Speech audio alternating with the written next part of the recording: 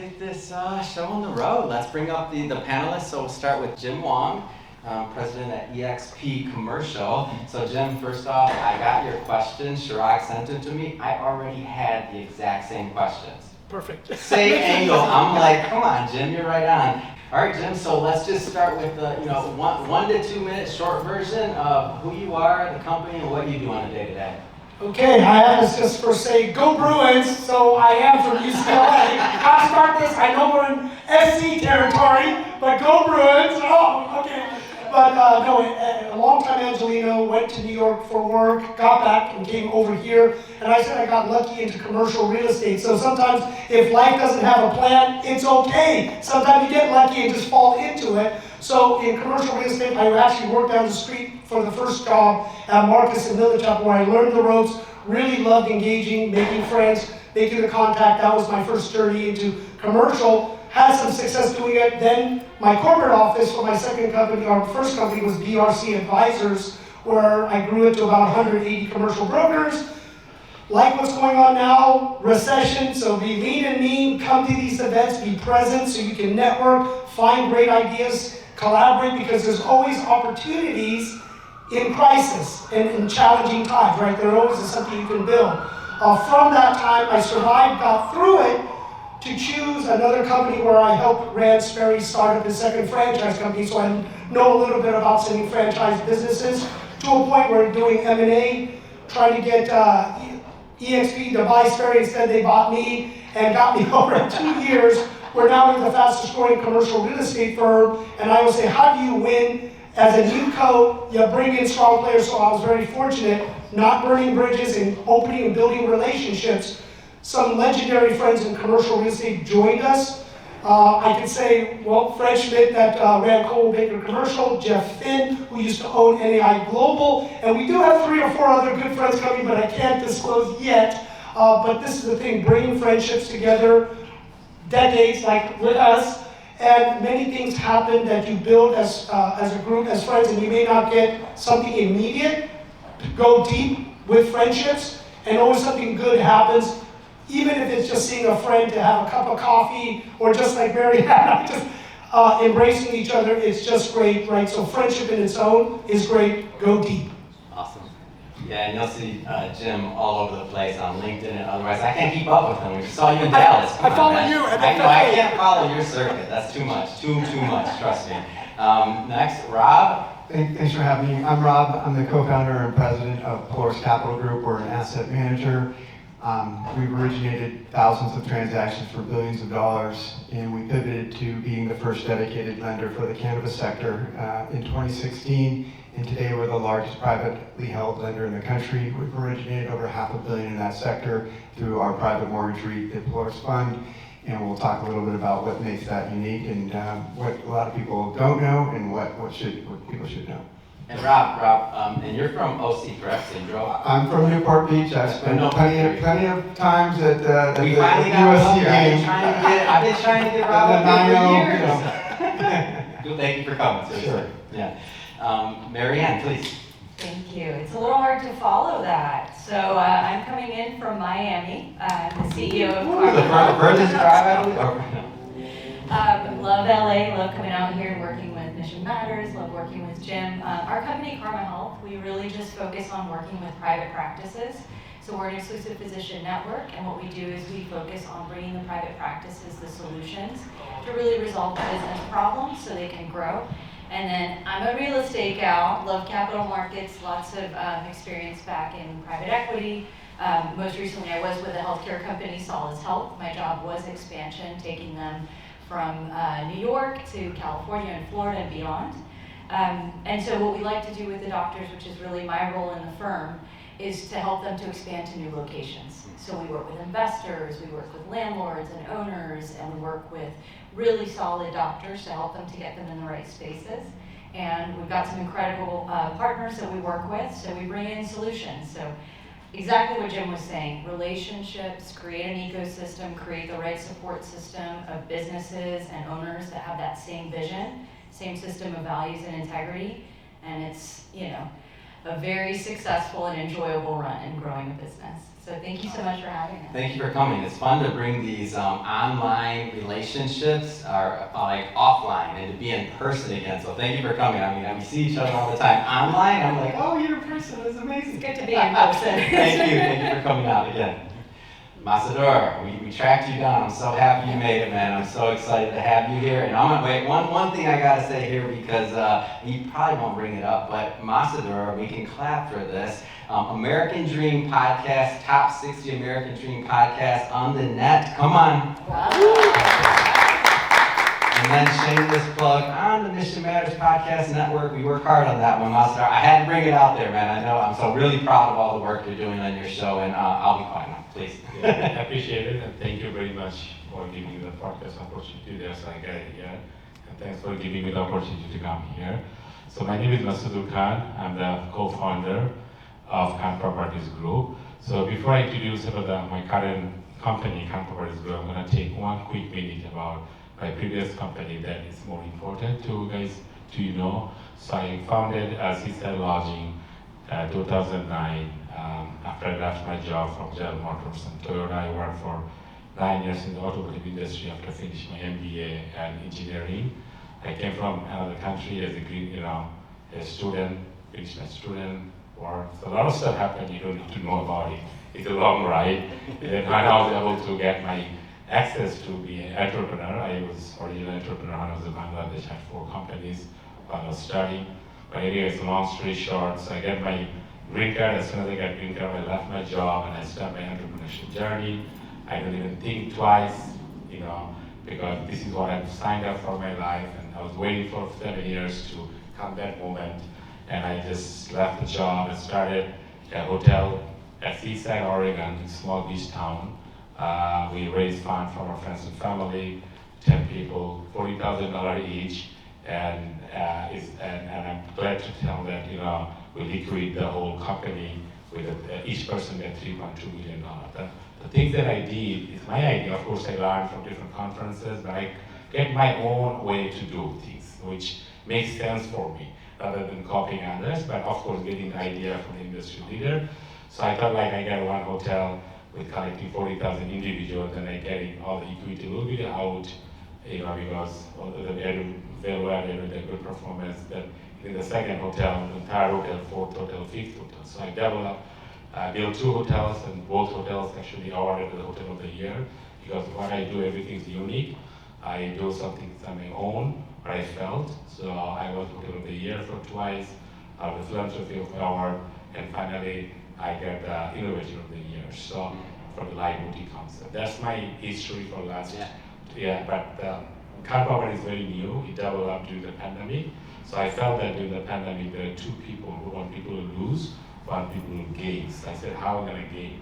So that's why I kind of started Khan Properties one night. I was walking after my meal. I said, okay, let's do it. And then I started open-minded. And fortunately, and by the grace of God, we have almost, we're doing last 3 years with 3 portfolio, but I'm talking about that one portfolio, which almost the first one has the 4 properties, and we're doing really well. It's all going to be developed, some of them running business with the resource, lands and some historical building. So that's why I'm working on Khan Properties and developing something will be unique in the market, and it will be expectable. And I'm helping to finish everything within 2.5 years and 3 years. So I'm doing it. Thank you very much for listening to me, and take care. Can everybody tell Masudur is a podcast host? Come on, great stuff. So just a little bit about the format. So I have, of course, some prepared questions for our panelists, and I'll ask a couple of those. But really, this is about the crowd. This is about the audience. So the idea is for you also to participate, and I can talk all day. I can ask all the questions I want to, but I want to get everybody else involved. So let's just start, ladies first. On the spot too. Got handed a hot mic. Yeah. So maybe just tell us a little bit more about how you got involved in the medical space in real estate. Like how did that take place? It's been a long journey, but over 20 years, I found my way into real estate through hospitality. So I studied at the Cornell Hotel School, which sadly is no longer that. It's part of a bigger COB, as they call it, the College of Business. But in my studies there, I really, enjoyed the concept of creating a place, right? Hotels and hospitality, the largest industry in the world. It's a lot of built environments, a lot of physical spaces, and you can create just incredible experiences for people. And so I have the passion and drive to serve people through hospitality, whether it's restaurants or hotels. But really what drove me into the real estate side of it was, I'm not a chef. I'm not an operations person. I'm a person that likes to strategically look at things, plan things out, understand, and execute. And so that was the real estate bug that got me involved. And so I guess over the course of my career, I'll just give that quick little one, but it was consulting to private equity, right? I quickly realized that I didn't really want to help to direct the information that ultimately, helped developers and investors to decide on a project. I want to be a part of it. I wanted to be a part of figuring out what were the markets we should go into, what should the actual real estate look like, whether it was multifamily or hotel. And ultimately, I ended up in a couple hospital projects, which was a big learning curve. Assisted living, skilled nursing facilities, home health care is a totally different industry, but when it comes to real estate, that senior housing is a huge booming market right now. So the long and short was over the course of working with different assets, portfolio management and development, I just really saw that there was a need for me to work on being that person that helps to identify new markets and expand locations. So the most recent prior to Karma Health was with Solace Health and doing just that. Took that playbook and brought it into Karma Health because, as I mentioned before, we really want to help those private practices. They're the ones that are helping local communities and really resolving health issues. And so looking to healthcare as a tremendous market opportunity in real estate, the tenants are the key, right? And those tenants depend on patients. So bit of a side, conversation there, but essentially that is how I got involved. And so now taking over as CEO of Karma Health, give us a little bit of overview of what you're seeing as you help physicians and grow their practices as it relates to real estate. It's been so interesting working with doctors. I'm sure everybody in this room has heard about doctors not being great business people, right? I think it's a very unfair statement because they're not trained to be business people. They're trained to provide a service that's much needed, and there's a whole infrastructure that should be around and underneath and behind them to deliver on that promise. So what we're really seeing right now is incredible practices that have taken years of spending money, energy, and resources in marketing and branding, and they have all these different service providers, even, to the brokers that are working on finding them new locations and renegotiating their leases. They have no idea what's going on, and they have all these different parties telling them go left, go right, and many times they are contradicting.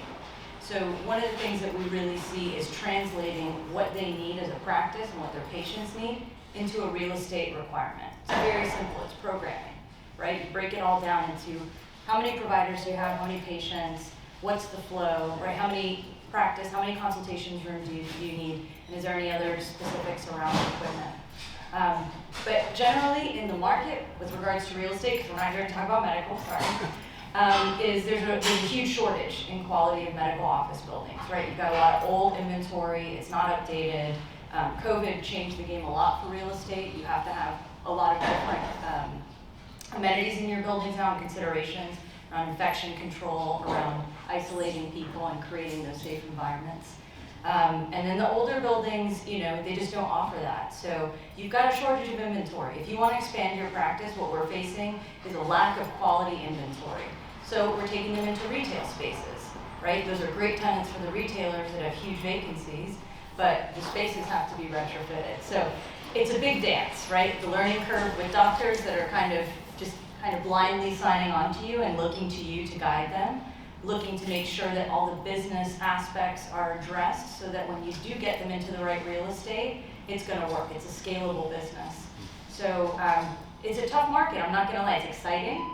It's a stable, recession-proof investor market, but it's very, very, very competitive right now. Awesome, thank you. Thank you. Let's get Rob involved here next victim. All right. So Rob, cannabis use CRE private mortgage REIT. Before we go further into the discussion, define that. What is that? So we're privately held as opposed to being public. We're a REIT, which is a real estate investment trust, and we're a mortgage REIT, which is the debt side of that as opposed to equity side. So we don't own any properties, we just lend, and we get the same tax advantage. CRE is the acronym for commercial real estate. So those words put in that sequence describes pretty much to a T of what we do. And we specifically focus on lending to commercial property owners with licensed cannabis use tenants nationwide. All right, so let's go a little bit deeper. So I know historically banking with in the cannabis industry, there's a lot of challenges there. Like how do borrowers pay you? Like pay the free? Like how does all that work? Sure. So the biggest misnomer that I have to unpack, and even with the banks themselves, is that any bank can bank cannabis deposits if they wanted to. The ones that are more difficult to do would be cash deposits, and that requires a suspicious activity report. And cannabis has its own suspicious activity report. It's an MSARS as opposed to a regular SARS. So there's, of the 2,000 transactions we've underwritten, we've never seen a property co, which is our borrower, or the tenant, the opco, not have banking in place. So as of last year, FinCEN's website had 684 banks listed on their website that were doing actively cannabis deposits, which is 15% of all the banks in the country. And the reason that all the rest of the banks don't do it is that you have to have compliance set up to board that cash, or you are in jeopardy of losing your banking license. So it's just not worth it having that exposure for those deposits unless you've set up that compliance department. And so the banks that do it, they've set up a department for that, and they charge for it, or they require minimum deposits for that. So the reason that there's so much cash buildup is that it's not the banking, it's the credit cards. And so all transactions start with buying cannabis at a retail dispensary or some retail transaction, and credit cards are run on the federal system. And so you can't use credit cards or ATMs. And so because of that, the cash builds up at the dispensary, then it's just the cash keeps getting used and paid downstream to the rest of the supplier. So that's the issue that's a massive misnomer there. In terms of the metrics, whether it's ratios or otherwise, versus maybe some of the other commercial real estate properties and lending, is there like unique attributes to lending on a cannabis use property? Sure. So in traditional bridge lending, you might be lending up to 75% cost basis, maybe 90% cost basis if it's fully stabilized. We're able to lend all the way down to 50 to 60%, no more than 65% cost basis on a bridge, and on our fully stabilized up to 75% cost basis.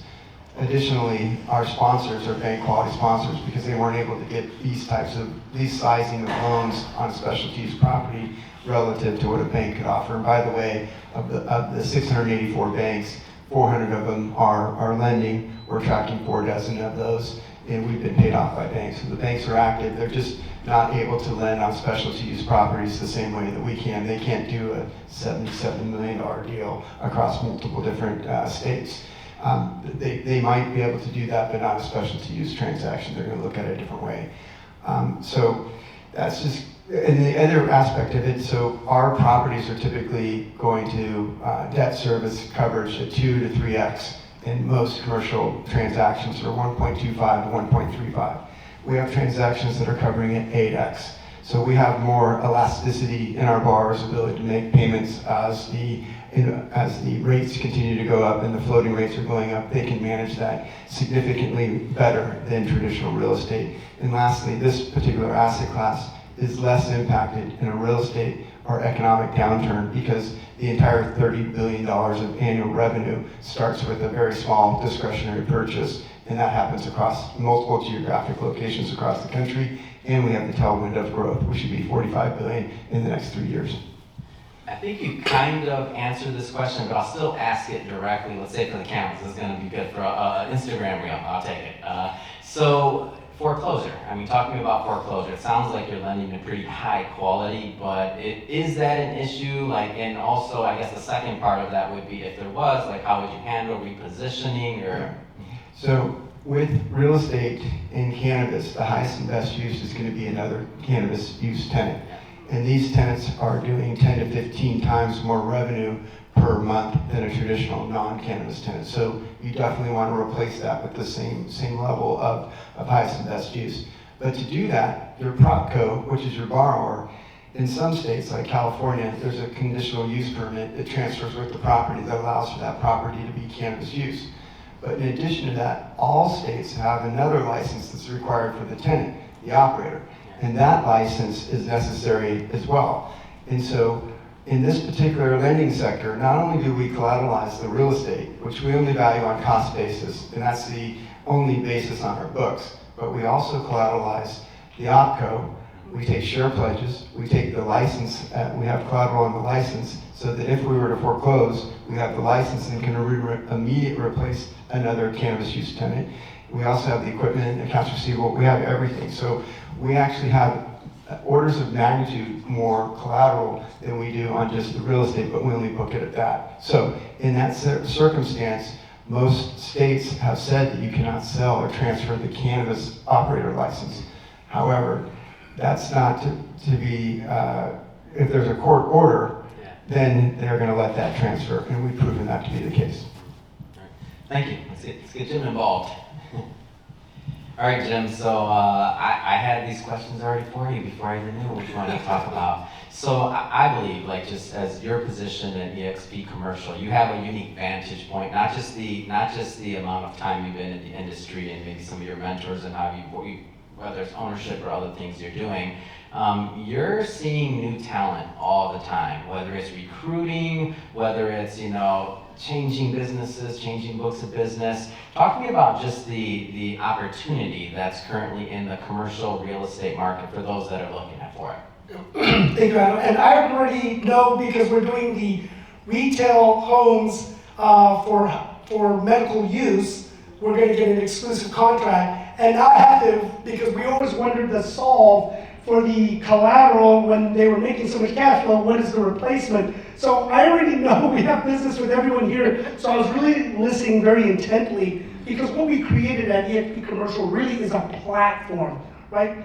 Because we're publicly traded, so we gotta follow high standards and rules. We're corporate, not franchise, so we are coordinated all across the US, but North America and 24 different countries. So there's a lot of intel. Plus, as you know, I do 10 to 20 calls every single day, even some on weekends for those that are on my weekend calls. So it is interesting to just hear and listen with everything, but with this platform is ways that anyone can kind of plug in to create new engines, ways to produce business and monetize quickly. And many of our leaders, we've been around, we're, as many people here I know, we're serial entrepreneurial deal junkies, and we can't help it. When it's plateaued, we get bored. Right? We find an operator to manage it for us, because we like the growth phase, the building phase, the challenging phase. So with eXp Commercial, in 2 years, we built proof of concept on the commercial brokerage model. Right now, in our third part, we are starting to build, as everyone knows, capital markets and finance. We don't have it all because it's very inconsistent, unlike a bank where it's cookie cutter. In commercial, talking with cannabis, it's all different money sources. Sometimes you have it, sometimes it dries up. A lot of people are looking for LP, mezz equity right now, monies, everyone's trying to be bailed out. But the great thing is looking at projects. We see distressed projects. We see what's going to happen probably 24, 25. I told everyone to keep their powder dry, be lean and mean, and collaborate like this. So I am going to reach out to everyone of how we can plug in, because each part of these opportunities is: 1, you have the opportunity; 2, you have the money; 3, you have the operational skill set to run it and manage it efficiently. Very few people have all 3 of these verticals. If you can start putting it together, you can create new engines, new cars, new vehicles to be successful as NewCos. And so that's what we're doing, listening to everyone and plugging in. I'm always excited for anyone to reach out if you have an idea concept, because we do have many different of the 3 parts, but always looking for more money, right? No one has an abundance of money and the right type of money that will be deployed to those projects. So what we're doing at eXp Commercial is really setting that platform. Yes, it's real estate related. Many of us are deal junkies. We like to tinker, we like to do fintech, we like to do mezz. LP, GP, all that, jargons, and it is fun. And we know there's a big opportunity for those that have been around a couple recessions. Businesses are started from those recessions. Last time, 2007, 2009, many people may not be around, but so many industries and businesses were started. COVID also changed the industry, as we all know, with remote working and with higher interest rates, more changes are happening. So I would just always say keep your powder dry, network, connect, go deep, find opportunities, and within your circle of influence, see how you can add value to connect. But that's the fun thing, is just building a platform, and I'm really excited for this next opportunity that's going to come around. All right, so I have kind of a pay it forward question for you, and this is more specific. I know there's a lot of senior individuals here that are very experienced in real estate, but for our viewers at home and our YouTube viewers, somebody that's younger, just getting into real estate, talk about the commercial opportunity and kind of some of what that entails that you're seeing. Well, one of the things is diversity matters. Younger people too. I know at many of these trade conferences where friends of ours, we serve at so many trade groups. I remember going to some of these trade groups, it was 52 years old. 10, 15 years later, why are we over 60? That means we're not replacing for the younger generation, new people trying to come in. And the problem is we're forcing younger generation to work the old school way. Come into the office, make cold calls, door knock, build relationships, and they're like, I don't want to do this. I want to network. I want to use social media. And there is a point to it to connect. So the younger generation, you need to work the way they want to work. Remote, more flexibility, other ways that they can get on social media. TikTok, I'm exploring that. Thread now that's coming out, right? So we're very progressive. AI, prompt engineering, very important. And this is the younger generation where this is almost intuitive to them. And with approaching the younger generation in their style of work, I know because we're in a virtual world, our company, doesn't mean we don't like to do physical, live, in-person events, but giving them the flexibility of an old school model in a new way of working, embracing technology and collaboration with experienced old school people, with young people that like to innovate and create a different way, is the magic. So we are really approaching universities, schools, community college, wherever we can meet with them to teach them this new way of doing commercial real estate in their way of working. So that is important to get younger people and more women into the business of commercial real estate, which is very important. So Crew, Commercial Real Estate Women, I served 4 years here in LA and on the national to help out with different groups. And also I was national president of AREAA, the Asian Real Estate Association of America, and then to this day I'm still very connected and close with all of NAR's multicultural groups, and we are always collaborating, sharing ideas, opening doors to each other to just help improve commercial real estate. So I want you to take it a step further, but before we do, this will be the last question for me, and then we're going to pass the mic around and we can all get involved with opening it up for questions. But just one step further, whether you want to talk about Virbela or AI or just how specifically you're looking at technology from your vantage point. Well, you have to embrace it, right? We've all seen those that don't want to embrace technology is becoming disrupted and out of business. When the internet came out, let's say in the 90s, even before at MIT when everyone was programming, we were like, what is this, right? We remember the AOL that we used to get the hard drive, and all that, Netscape and everything. It was crazy back then, but as now more and more, we just are used to the progression, and it's speeding up quicker and quicker. So with the internet, and then with remote working, with the metaverse, and now what's taking the oxygen in the room is AI, ChatGPT. I always say this is excellent because now you don't need to be a programmer. You just need to know to ask the AI the right questions. Learn how to communicate better. Learn some of these courses. Now you can learn anywhere on YouTube, Udemy, everything. I love to digest content and go twice the types of speed so you can digest content and information quicker. And then leverage your relationships with others because it's not learning it, it's then applying it, working with other people to use it and put it together. But we are seeing that the technology revolution is going so quick, so fast, that if you don't embrace it now, you will be left behind in almost all industries, from automation, artificial intelligence, and now bio research and everything to live longer, be stronger, be faster. So all of these things are our future. And I would just say, people, don't be left behind. Always keep learning. All right, so, wait, I have one more, actually. I did have one more question. I missed that. And I'm not sure you're gonna miss it. I did miss that. No. That's for Okay, last. so, no, I missed it. So, Masudur, talk to me about the hospitality industry, post-pandemic, things opening back up, like what are you seeing? Yeah, so I got a chance to work with the hospitality industry since 2009. As I mentioned, I started my first hotel in 2009. So I got a chance to see before and after. And I went through the journey. I was running like 18 hotels before the pandemic or during the pandemic. And when the pandemic hits, in the hospital industry, it's very difficult to, first of all, we don't know what's going to happen. Like, the world's going to ending or not ending, because hospital industry was the highest hit, right? So I kind of observed very well people nature, right? The guest experience, guest expectation when I was running the hotel. And fortunately, we have every hotel is on the beach or everything of the water. So we're really lucky after, COVID will settle down, we are extremely busy. We had like every day sold out. We made a lot of money during the pandemic. But I'm sorry that, a lot of people hurt, but we are very fortunate because of our location of the property.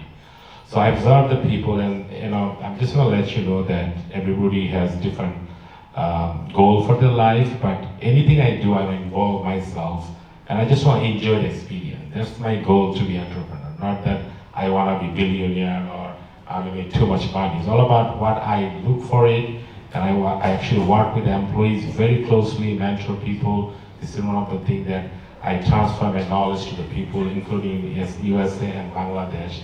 I've been working in my own country 5 years, transferring my knowledge to the younger people. That's one of the things that I do for my hobby. And I observe things, and I found out what are the needs, and the new normal is going to come back. So how I can be unique in the new market, rather than just fighting the traditional way and just fixing whatever we have, and just follow the industry what's coming, rather than what I can offer to the industry as an expert. So that's what the Khan property formed. And I'd like to tell you that we have 4 projects that we're working right now in the portfolio 1. And that's the reason why I took the resort on the water, because I see the opportunity where I can fulfill the need after the pandemic, where the hotels were 50 years old with a 43 9-acre land on the water. But I thought, okay, why don't I make it very standard? The room was very spacious, so I can give them the people comfort with the renovating, in the 4 or 5 star level. And then there's a huge empty spaces around the resort. So I brought an idea, how can I give the experience for people traveling by themselves? They like to be, not mingling with other people. They like to be alone. Maybe they're working from home. Maybe they're just, their expectations change. The travel nature has changed after the pandemic. 20% people will not go back to the work. They will work with the flow. Can they stay by hotel and enjoy? So the design is completely different than you see the traditional. We've been designing ourselves with the expert designer, how we can give them the need that come from the food. So we're targeting to the 20% niche rather than targeting the traditional market. We have the other hotels already to serve those people, but how I can serve those people who have a different need so that I can fulfill the need there. Always I feel the need to the community. That's what my goal. I find out what is the need, and I work on based on the need, and that's what I did. I felt that there's a need for the younger people for the light boutique concept, because we used to have a boutique, is always high end, you have to pay $400-500 a night. But bringing a light concept that you don't need to use a lot of stuff, not heavy stuff, granite, all this stuff, but give it a 2-night concept that you are in that small space with a nice boutique concept.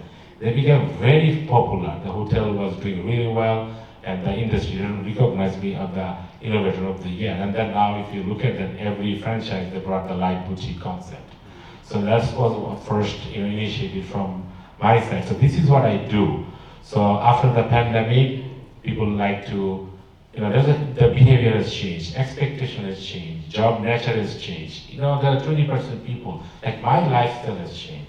I travel so much to make sure, and then when I go, I want to make sure that I have a space that's comfortable, I have a workspace for doing the Zoom, and there's a corner for I can do my yoga, my stretching. The room should be a little bigger because the concept before the pandemic was you make the lobbies bigger and in a common space too big, and then your rooms coming down. If you look at that, some of the franchises make like 125 square feet room, but now people want to spend most of the time in the room because they're working. The room has to be more, in terms of the lighting, in terms of the sounds, in terms of the comfortable. That has to be perfect. You to stay more time. Before people are not spending more time in the room, they travel for leisure, but people know that they can flow, they can run, they can go different places, and they can work from home, right? So I'm creating those environments where the 4 properties will be designed like after pandemic need, but in different segments. One can be luxury with a family that I'm building right now, the 32 unit extended stay, but delivery more focusing on more young people or tech people, that because we are in Portland, we have Seattle, we have Intel, we have Microsoft, we have Nike, all the people are moving, and this is a vacation place. So people can come and work, and they can also enjoy their time, surfing, running, mountain biking, all kinds of hiking. So there's the things they can do. So they can do a vacation and work. And then I take another hotel, which is very historical building, 125 years. So we're producing the hotel in the second floor because my dream always was. But I went to San Francisco, New York, and look at the corner hotel, the boutique, older building. It's very beautiful, right? But Seaside is a small place, 6,000 people. But of course, a lot of influx in the market because of travelers. But I want to create the same environment in the small town, like when you look at a historical building with a hotel and boutique shop downstairs. So that will give you the vibe of the people. So that's also I'm creating. So there's another land that I'm creating to a different. It's a 4th project. So what I do myself, just find out what are the needs for the society, community, and the customer, and how I can fulfill the need. And I engage through the whole process, and that's what I do. I like to work with my employees, and I don't want to be too big, but I want to enjoy every single moment of my life, whether it's a good time, or it's a bad time, it's the worst time, or I lost $1 billion, doesn't matter. I want to make sure that I did my job right, and whatever consequences happen, it's happen. But I want to make sure that I am 100% right from my side. So that's the goal. Pandemic has changed the industry significant, the nature of it, and I think there's a huge opportunity in the market to fulfill their needs. Like some of the designs are not toward those people, and I'm working on it. So this is your question, right? Yeah. Absolutely. Okay. Yeah. And so this one will be the final question, then we'll open it up. Masudur, I know we've had this conversation many times. What does the American dream mean to you? Yeah, so American dreams means to me, as I mentioned already, I born in Bangladesh and I raised very good with the dignity and honesty from my parents. And one day my father said, you gotta go to America. You cannot handle it here. You spend too much money. Because my father's money, right? Now I don't spend too much money. All the money is to my wife. And every she rationing my money. Because I spend too much money if I have the money. Like for fun. If I go to a store, I like the watch, I'll buy it. But when you don't have money, you will not buy it. But you probably don't need it. But before you need for 10 minutes, and then after that, you don't need it. So my life is went to all the bank account is controlled by my wife, which is I'm really happy because I don't like the money part. I'm more like creative part and getting things developed and involving with the people, mentoring, giving ideas. And every day I see opportunity, every day. And the people are like, from my group said, you have to stop the opportunity. You need to focus on one thing. That's why I've been doing it. I take projects and I focus on it. And I finish the project, I next to the next project. So I don't want to involve too much with the different things, and getting is complicated. When I do have commitments, I like to bring less moving factor. So the American dream to me is because it's a country of opportunity, and whatever you like to be, you can be here. Whether you're an entrepreneur or you wanna do your career in the good companies, there's opportunity here. So that's why I'm saying that you find out what exactly you're looking for, what you can add value, not only yourself and your community, the people around you, the family and the friends, everybody, and then you take those things and fulfill what exactly you will be the utmost happy and what you are trying to achieve. And this is a country for opportunity. There's a lot of things available if you be conscious about what you can do, and anything is possible. And when you say anything is possible, there's no other country like America, right? Because the free country, you have a lot of opportunity, diversification, inclusiveness, and free of speech, all kind of is there. There's the money also there, right? And knowledge is there, right? Technology is there. So that's what I'm saying, like, you just keep your mind open and find out what you can do your best, and that will be the way you can do. Not that you have to be billionaire, you have to be successful, you have to be big people. No, as long as you do your things and you find yourself happy and you contribute your life to the society, I would say this is the American dream. Thank you, Masudur. Thank you. All right, now we'll open up for questions. If you wanna, Masudur can keep that one. I'll hand it to whoever you. Let's give it to who's the first. Any questions? Questions? Hi, my name is Randall Rubin. I'm with Raising Capital. I had a question. I'm sorry.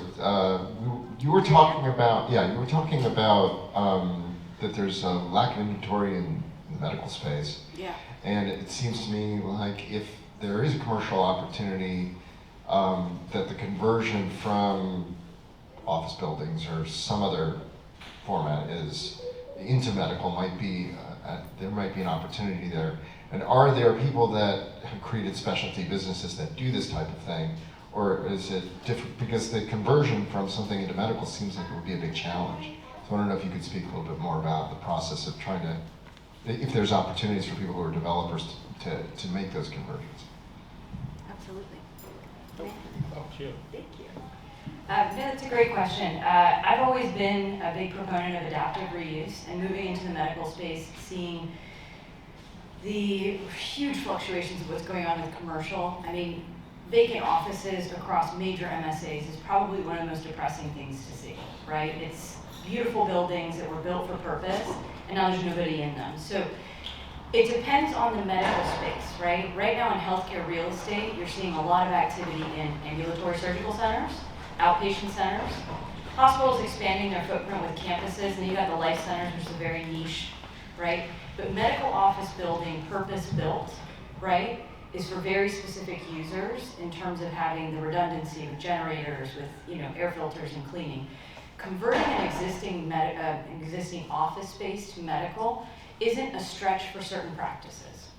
As an example, an audiology practice, it's not very heavy in terms of needing to have clean rooms and surgical. It's there's a box where you got to do the listening, and then you got a consultation room. That's technically an office space, but it falls into this very unique niche of medical office that I think very few players have really been in control of that space for a long time. And now that you've got all this inventory with an opportunity to redevelop and reposition, including retail, right? Because we have that huge exodus. How many shopping centers have closed in the past, 3 years? A lot. Like we're in the double digits, right? We're like past 25%. They're just these huge gray fields. So what are you going to do with those spaces? Well, we've got 16% of the U.S. adult population right now is over 65. It's going to be 20% in 2025. Those individuals want care in a space.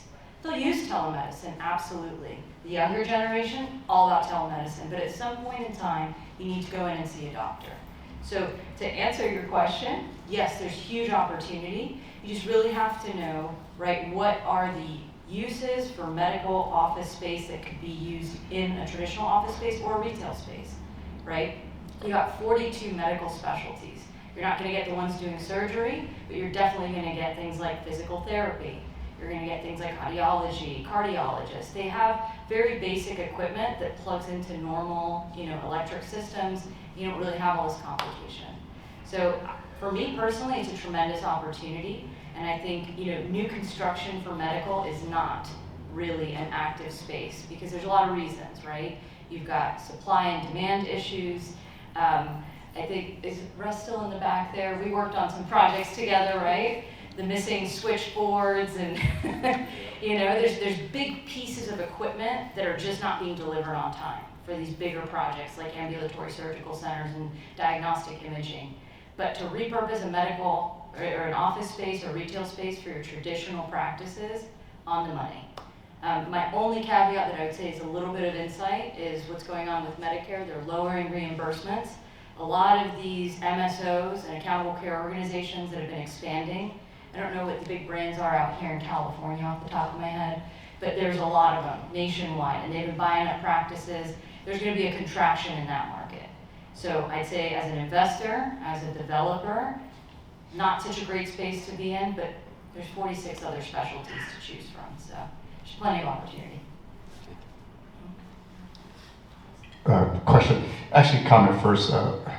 Marianne, your concept of turning malls into senior living is perfect because that's where all the seniors are walking early in the morning anyway, so it's brilliant. Lots of places for them to walk in circles. They're already there, just captive audience. My question, I run a tech company and I'm curious if you guys are using, I know James mentioned about AI earlier, but are you guys, any of you guys using AI to evaluate business properties, locations, the market, AI has been almost able to answer any kind of newbie questions I have regarding the real estate market, but I'm curious if you're using that. What's up, buddy? What's up, Rob? It's always good to see a friend when you come to an event. We did, but we didn't, to be able to use AI, you have to have the data sets to have that extrapolated from. For cannabis use real estate, there was no REIS, there was no CoStar, there is no data sets of what the lease rates for the last 10 years in the market rents and what the trends were. So we built a separate data company that went out and we had the velocity of transactions coming to us so we could see that information even if it didn't close, which is really important to know.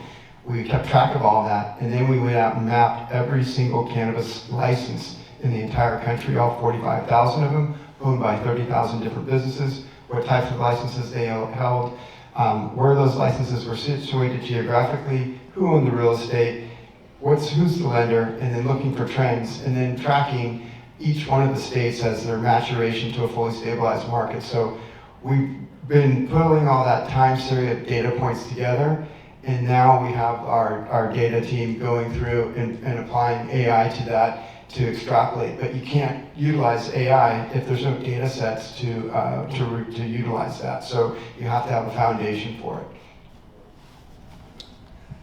So we're also doing the same, but it's exactly right because we know how it ends. I think, September 2021, and unless you use Bing or some other internet plugins, but many companies, they're leveraging other data sets from proprietary other companies. They may charge us more, but we at our company through APIs and the size that we have is starting to build our own data sets, working with strategic partners for this. Mostly on the 4 food groups, the simple thing. I would rather partner with somebody with those data sets and use a win-win rather than try to create too much data, just very complex, very tough to manage. But with some of the core things that we are working on, we are building betas, getting our own data sets, using our large numbers and everything else that we do have, finding best use for what we need, site locations, certain plannings that we do have, and organically start building more and more data that's internal, but plugging in to other internet plugins to build on it. So we definitely are, and that's why it's a race. It's a race, but partnering with other good groups is really important. We're talking to Moody's and all the known, Black Knight, all the ones that are the known characters that we all know of what we need to do to get this data to start using the AI plugins. Bloomberg is trying to get ours, and we're not releasing it to anybody. So we get those questions all the time, but it's such a competitive advantage to us that at this point, there's no reason to let that data out to anybody else. And in reality, if you knew what we knew, you could actually predict what's going to happen on the equity markets, because we now can be forward-looking, and we can see the landscape changing within each of these states, in each of the license types, as things are being developed, and you wouldn't see that flow through to the financials of the publicly traded companies until at least a quarter farther down the line, but you wouldn't know the line items that were changing. We see all of that, and so that gives us a massive competitive advantage.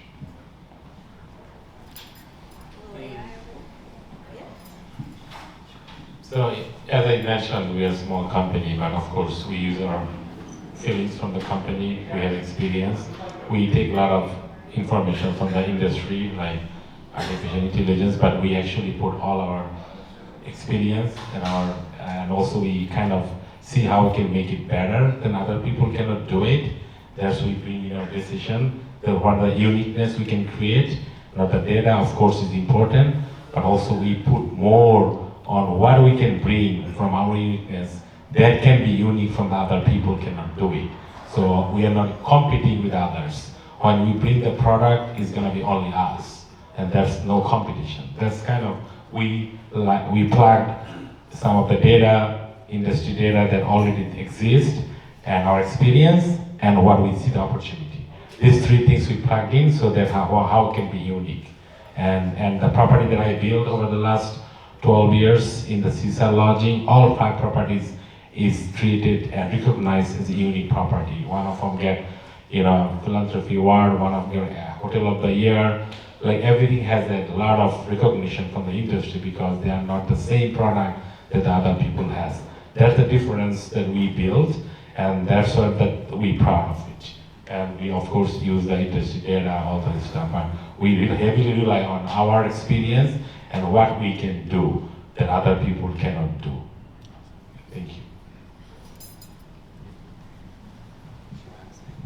Real quick question. With the rise of interest rates moving quickly, what's something that you've learned from it? There's a lot of experience up there, and while history does not always repeat itself, it does rhyme.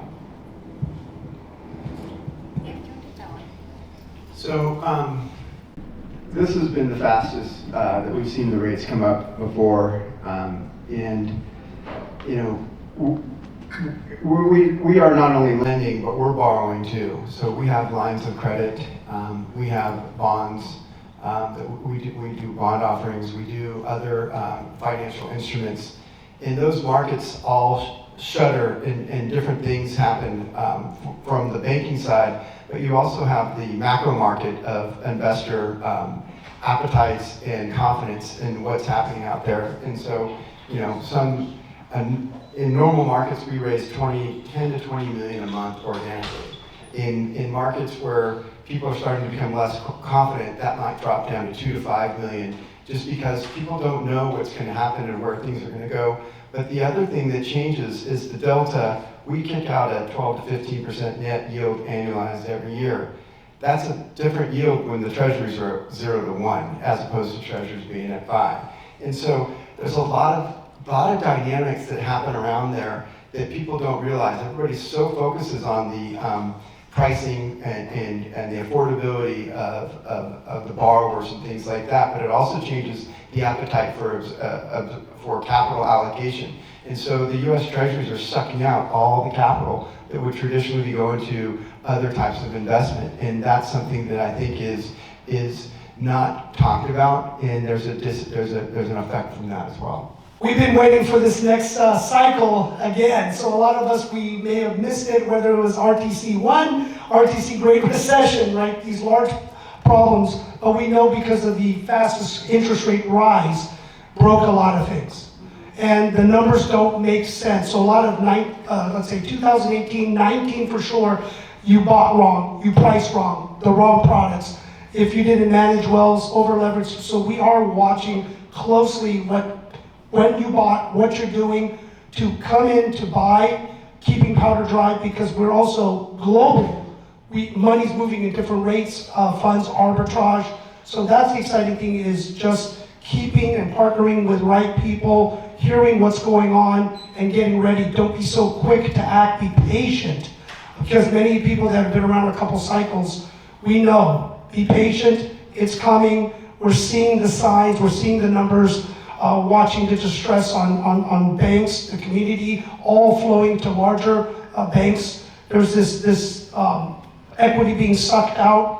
So it is exciting in a way. I know it's hard, and I went through it through the 2007, 2009, but we know lean and mean, keeping the opportunities open to find this, because a lot of things are breaking. We did talk to a lot of institutional friends, and they see there's opportunities from this, and how we're playing globally is moving money around. So, you know, if anyone is open, I'm always looking for projects, what we can invest, but we're patient. And most likely we're going to deploy probably in 2024, or fund to fund, right? So we like funding other projects to making bets and option to buy later. So there's a lot of things that we've learned from our last cycle and a couple cycles. Okay, I just want to add one thing from my view of my point of view. Sorry, my bad English. Yeah, the second English is my second language. So, yeah, I know it's a heavy question in terms of interest rate. For me, as a camp properties or seaside lodging, I didn't pay that much attention on it because it's not my control, right? It's a huge things are going on, and I'm one small amoeba in the world, and nobody's gonna listen to me if I say that it's a problem. Of course, I agree with you. It's a heavy cost and it's very hard, and people are suffering for it. But my goal is whatever happens. So how I can take these things and make my things worth it.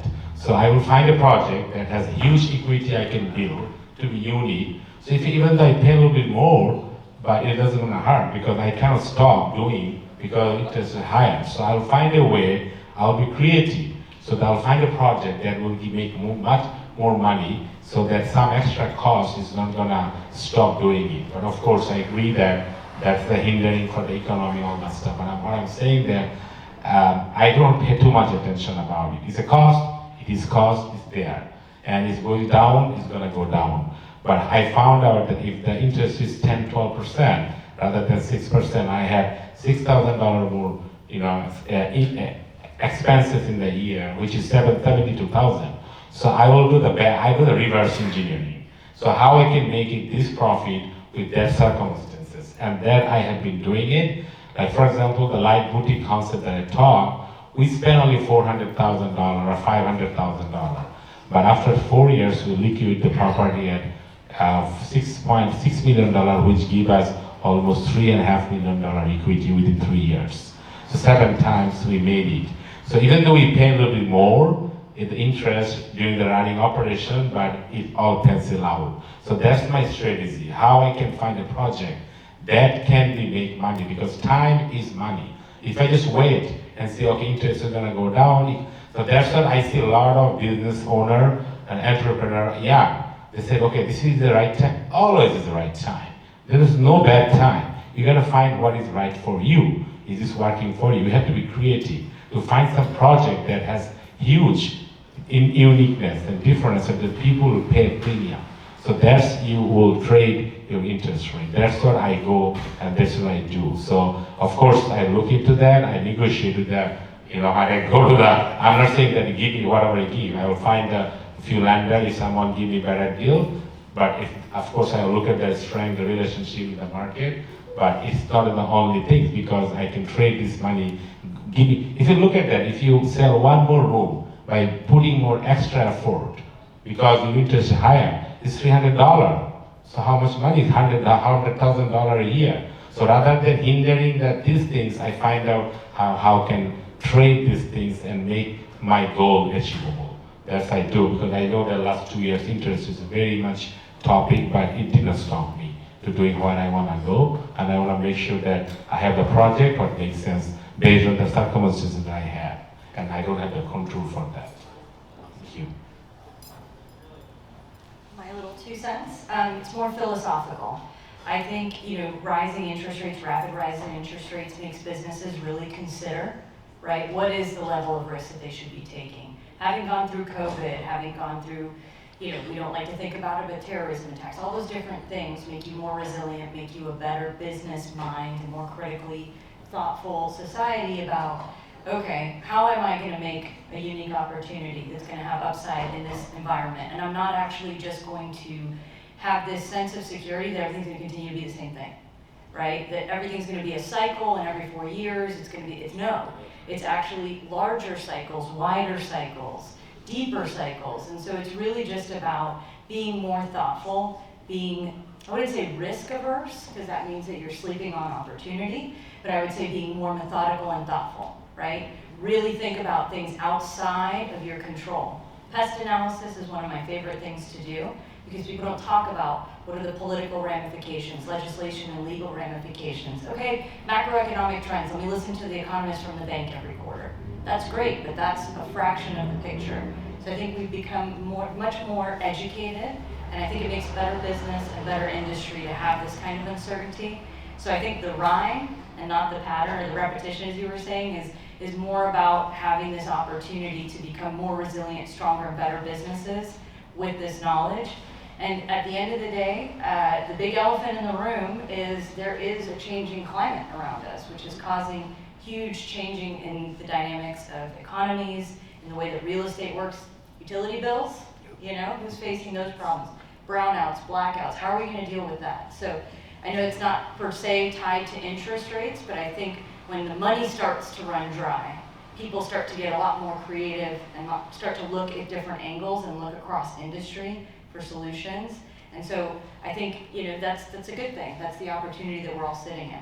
I mean, who knew you were gonna have a cannabis industry to be running, you know, these incredible, right, large portfolios and assets and giving returns. You've got some investors out there that probably never even thought they would touch cannabis. Yeah, and the political aspect for us is top of mind. Yeah, the right. entrepreneur, I think, is a challenge, and that's a fun part, right? So my wife, and between me and her, like, I can't figure it out, and I like to be challenges, you know? I like not to be everything set, 2 + 2 = 4. I like to 2 + 2 is 5. You know, I want to find out how I can, but that gives me the challenge that, you know, changing environment, to be entrepreneur, how can I solve this and take to the next level? In terms of my wife used to work for Intel, she has a PhD, she is very analytical, she wants everything perfect, she wants everything like right, she cannot go be, you know, it's good for as a CFO because she keep the track the money very perfect. But to me, working the new development, I have to be change my goal every hour, depending on what is the best today. In terms of who knows that the war will begin 2 years ago, right? Who knows this is gonna happen? Tomorrow we don't know anything, so I have to prepare that I will sustain with the worst case scenario. So when I do my business case, I work the reverse engineering, and I always consider the worst case scenario. Even though everything happened bad, I still survived with the happy. Like I can make my investor happy at the worst case scenario. If it doesn't happen, I don't take the project. Thank you. All right, and with that concludes this portion of the program. We're going to take a really short, 3 minute or so break to move around the chairs. So grab a water, grab a coffee, and we'll be right back.